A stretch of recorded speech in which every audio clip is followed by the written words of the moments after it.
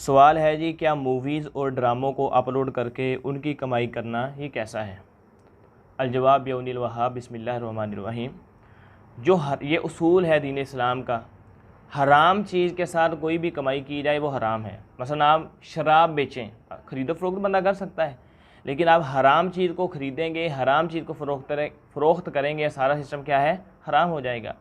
मसलन एक इंसान शराब बेचता है, शराब की दुकान खोलता है, उसको सेल करता है, उसका सारे का सारा कारोबार हराम है। एक बंदा चोरी की हुई चीज़ को बेचता है, चोरी हराम है तो चोरी का माल भी हराम है, तो चोरी की हुई चीज़ को आगे बेचता है तो वह भी सिस्टम क्या है, हराम है।